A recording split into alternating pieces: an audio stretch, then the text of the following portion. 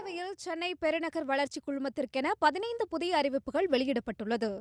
சென்னை பாரதி பெண்கள் கல்லூரி கூடுதல் வசதிகளோடு 25 கோடியில் மேம்படுத்தப்படும் என்றும், சென்னையில் 9 அரசு பள்ளிகள் 25 கோடியில் மேம்படுத்தப்படும் எனவும் தெரிவிக்கப்பட்டுள்ளது. சென்னையில் 6 ஆதிதிராவிடர் நலப்பள்ளிகள் 25 கோடியில் மேம்படுத்தப்படும் என்றும், 15 முதல்வர் படைப்பகங்கள் 40 கோடியில் அமைக்கப்படும் எனவும் கூறப்பட்டுள்ளது.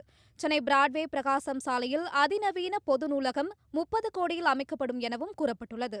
சென்னை மாநகரில் 5 அரங்குகள் மற்றும் மைதானங்கள் 37 கோடியில் மேம்படுத்தப்படும் என்றும், வட சென்னையில் 4 இடங்களில் பேருந்து நிறுத்தங்கள் 8 கோடியில் அமைக்கப்படும் எனவும் கூறப்பட்டுள்ளது. 7 பன்னோக்கு மையங்கள் 45 கோடியில் அமைக்கப்படும் என்றும், அமுதம் அங்காடிகள் 22 கோடியில் அமைக்கப்படும் எனவும் கூறப்பட்டுள்ளது. சென்னை வண்டலூர் கீரப்பாக்கத்தில் 16 கோடியில் உணவுப் பொருட்கள் கிடங்கு அமைக்கப்படும் என்றும், ராயபுரம் சஞ்சீவிராயன்பேட்டை அரசு மகப்பேறு மருத்துவமனையில் கூடுதல் கட்டிடம் 6 கோடியில் அமைக்கப்படும் எனவும் கூறப்பட்டுள்ளது. ராயபுரம் பனைமரத்தொட்டி அரசு மகப்பேறு மருத்துவமனையில் கூடுதல் கட்டிடம் 4 கோடியில் அமைக்கப்படும் என்றும், கோயம்பேடு மொத்த விற்பனை அங்காடி வளாகம் 10 கோடியில் மேம்படுத்தப்படும் எனவும் குறிப்பிடப்பட்டுள்ளது. காஞ்சிபுரம் மாவட்டம் குன்றத்தூர் ஒன்றியத்தில் உட்கட்டமைப்பு வசதிகள் 1 கோடியில் மேம்படுத்தப்படும் என்றும், சென்னை குரோம்பேட்டையில் 10 கோடியில் நடை மேம்பாலம் அமைக்கப்படும் என்றும் குறிப்பிடப்பட்டுள்ளது.